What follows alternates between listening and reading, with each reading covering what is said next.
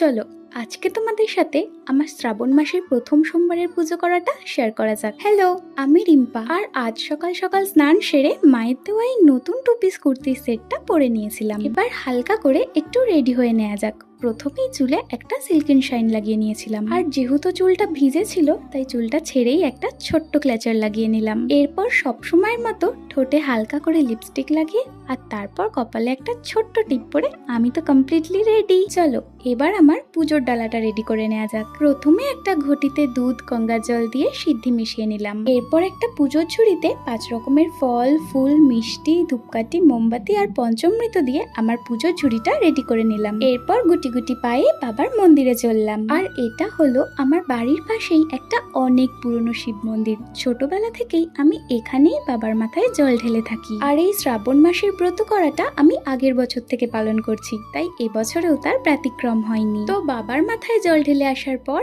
আমি আমার বাড়ির গপুকে, ঠাকুরকে পুজো দিয়ে আমার আজকের পুজো সম্পূর্ণ করলাম। তাহলে আজ আসি, টাটা।